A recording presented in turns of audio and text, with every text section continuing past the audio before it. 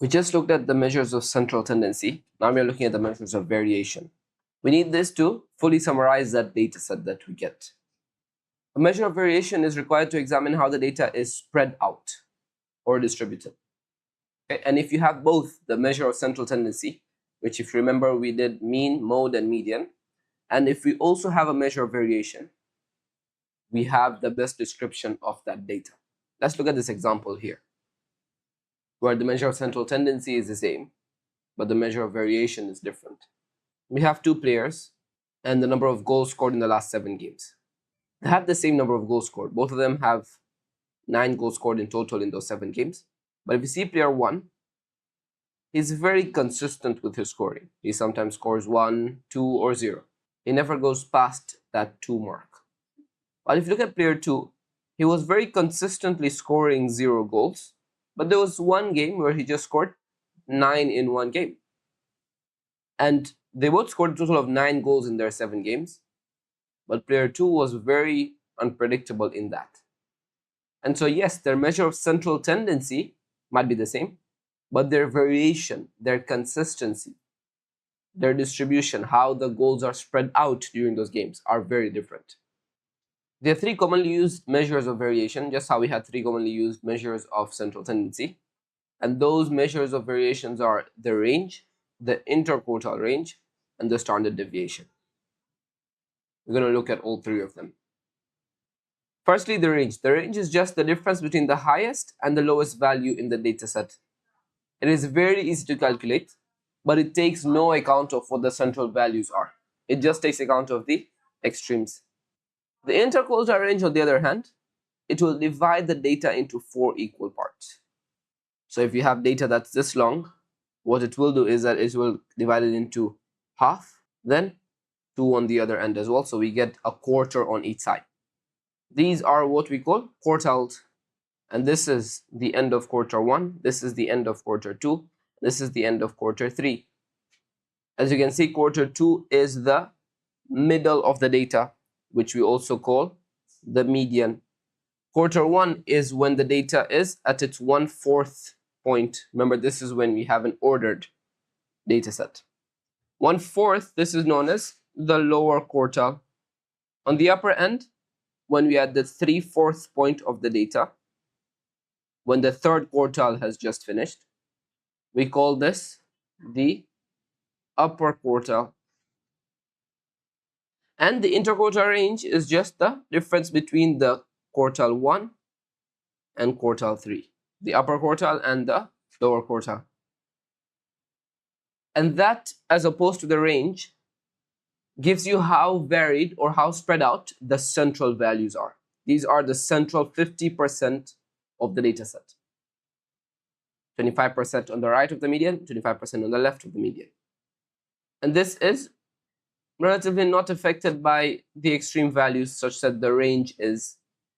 And it can also be found when the exact values of those extreme values are not known. So you don't need them quite as much as you would need them in range. Now, when you're looking for the position of those quartiles, they may vary if the data is discrete and ungrouped. To find the position of the quartiles, we will use the following methods. Method 1 is if we have an even number of data points. So here we have 8. 1, 2, 3, 4, 5, 6, 7, 8. We have 8 data points in that data set. What we will do for that is we split the data into a lower half and an upper half. 4 on the left, 4 on the right. This is going to be our Q2. Okay, this point right in the middle. Now again, there is no number here, so we'll have to introduce a number, and we'll see how we do that. And then what we will do is Q1 and Q3 will be the half of the lower half and half of the upper half. So again, we are splitting them right down the middle here. It's going to be our Q1, this is going to be our Q3. Now, at our Q1, Q2, and Q3, we don't have numbers. And so what we will have to do is find the average of the 2 numbers on either end. So if you have 5 and 9, what's the average of 5 and 9? 5 plus 9 is 14 divided by 2, that is 7. So our Q1 will be 7. For Q2, what's 13 plus 29? That's 42. Divided by 2, that's 21. So 21 will be the average of 29 and 13, which will also be the middle point of this data set. And finally, 33 and 49. The middle point of this right here will be 41. That will be our Q3, our upper quartile. What if we have an odd number of data? Firstly, what we need to do is order them. So up here, it had already been ordered. Down here, it's not ordered. As you can see, 6 is right in the middle, and 69 is right at the start. Well, 69 is clearly the largest number here. So we'll first have to order them. And in order, this goes like this: 6, 17, 39, 43, 69, 73, and 77. And then we're going to do the splitting. So we'll split them right in the middle. We'll divide them into the lower half and upper half. Because there are 7 numbers here, we will need to split it right at the 4th number. That 4th number will be our Q2, our median. So our median here is going to be 43. And what we'll do after that is discard of that number to then deal with the other lower half and the upper half. Again, we're going to find the median of the lower half. We're going to find the median of the upper half to get our Q1 and Q2. So here, the median of the lower half is just going to be 17. That's going to be our Q1. And the median of the upper half is just going to be 73, which is going to be our Q3, or upper quartile.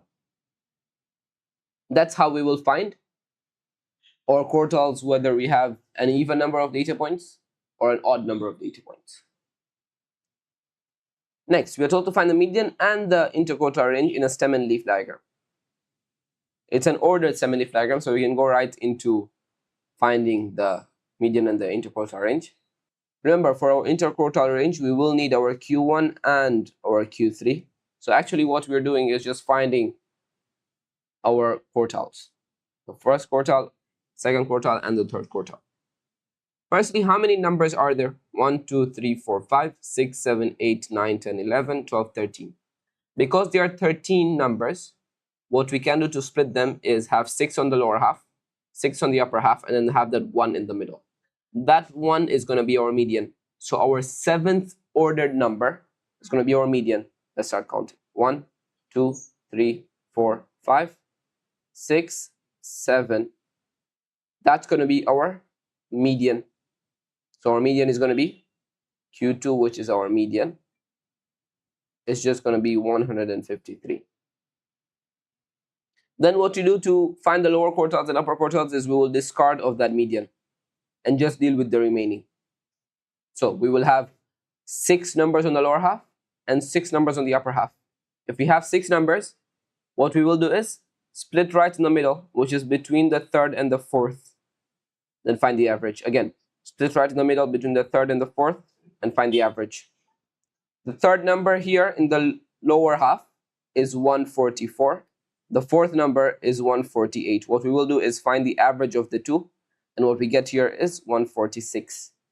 That's going to be our first quartile. Same thing in the other hand. We have 157 as the lower number in the upper half, and we have 159 as the upper number in the upper half. And what we have to do is find the average between the two, and what we get here is 158, and that there will be our third quartile. We wanted to find our interquartile range, which is just the third quartile minus the first quartile, and that gives us 158 minus 146, which then gives us 12 as our answer. So 12 will be our interquartile range, and 153 will be our median. Next, when we have continuous or group data, we use the following methods to find the quartiles. To find our quartile 1, we will take the total number of data points, which in this case is the highest number of cumulative frequency, 250, and we will take a quarter of that. So 250 divided by 4 is 62.5. And so our 62.5th data point will be our first quartile. And 62.5 is just the 62nd and the 63rd, the average of the two. So our first quartile will come somewhere here, what this value is. So our first quartile is going to be roughly 11 from this example. For our median, we take the half value, which is the 125th data point when ordered.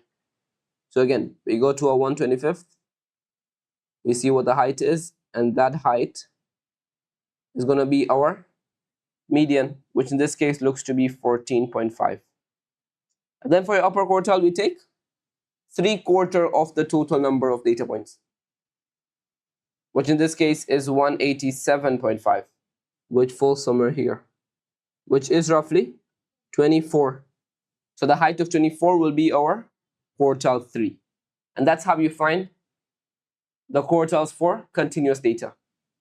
Now, we looked at quartiles, which is dividing the data into 4 parts, because each quarter. What about percentiles? Percentiles is, as you can see from the word, percentages, which is dividing the data into 100 parts now instead. So remember how when we wanted to find the first quarter, what we did was 1/4 times the total number, which was 250 in this case. When we wanted to find the second quartile, which is the median, we did 2/4 because we took half of it times 250. And when we wanted to find the third quartile, what we did is we took it multiplied by 3/4, the total number of data points. Same thing happens with percentiles. You want to find percentiles, what we will do is take that percentile that they are giving and find what data point is it, what order data point is it. So here, find the number of students higher than the 90th percentile. We first need to know what the 90th percentile is. What's the height of the 90th percentile? So what we will do is 90/100, because 90%, times my 250, and that will give us 225, which is right down the middle here. And what that gives us is about 38 as our height. The height in our 90th percentile is 38 centimeters. And how many numbers of students are higher than the 90th percentile? Are the number of students that are left, so the top 10%, right? So if the 90th percentile was 225, and we have a total of 250 students, the number of students higher than the 90th percentile would just be 250 minus 225, which will give us 25 students. So 25 students are higher than the 90th percentile, and the height of the 90th percentile is 38 centimeters. Next up, we move on to skewness. Skewness is a measure of the symmetry of the distribution. And you can see that using this box and whisker plot right here. So we know that the first whisker represents 25% of the data, the first 25% of the ordered data. The first part of the box represents, again, another 25% of the ordered data. And then the next part of the box represents, again, 25% of the data. And the last whisker represents another 25% of the data. And what this is trying to tell you is that, as you can see, there is a larger range of the upper half of the data, in the sense that the upper half of the data, starting from Q2, the median, up to the upper extreme, is more spread out than the lower half. When this happens, what this means is that most of the points are compressed within this lower extreme and the median. And then on the upper extreme and the median, they are more spread out, the data points.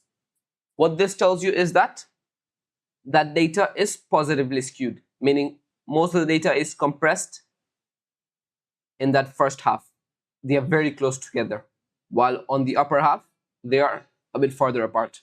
Then you have something known as a symmetrical distribution, where it's sort of similar, where it's spread out almost evenly, where this 25% of the box data, the first part of it, and the second part of the 25% of the box data, they are almost similarly distributed, meaning the points, 25% of the points are around here, they are equally as close or as far to each other.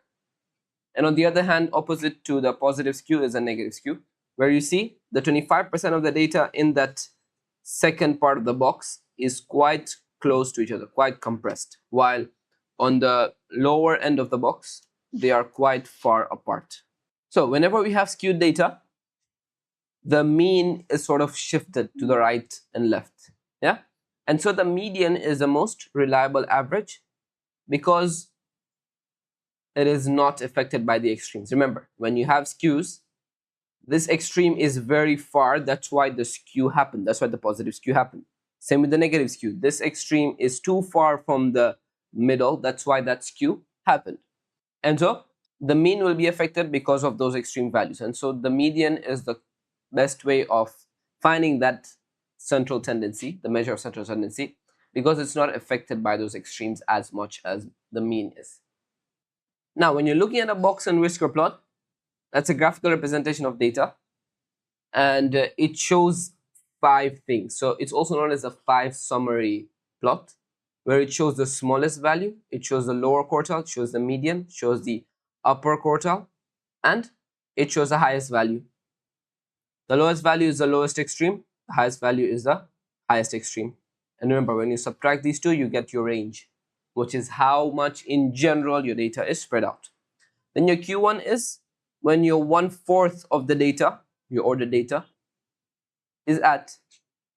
And your Q3 is when your 3/4 of your data, your ordered data, is at.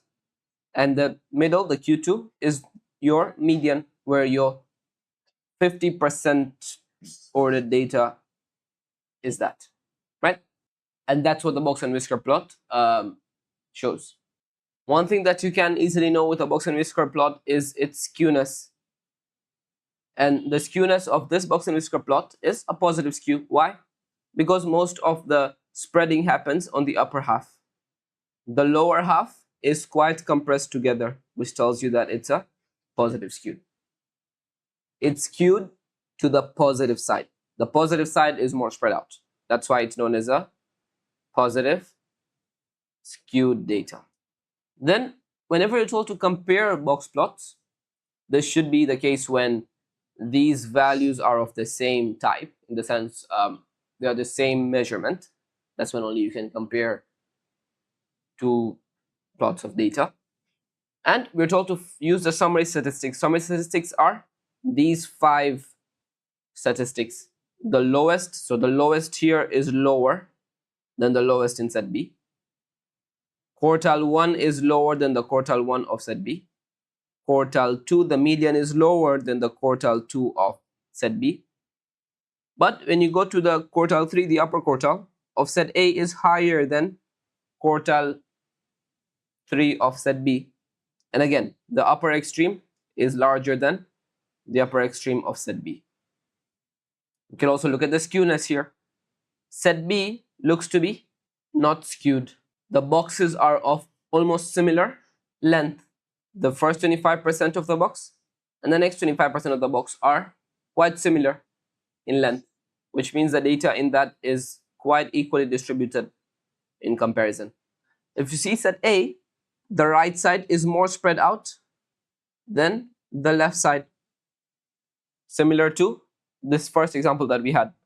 This tells you that the first one is going to be positively skewed because of the fact that there is a larger range on the right side, on the positive side of the plot.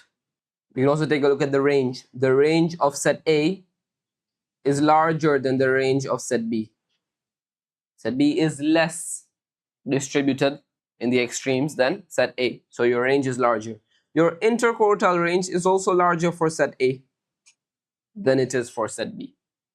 And so those are a few things that you can use to compare two box plots, where remember the condition is that the measurement has to be of the same type.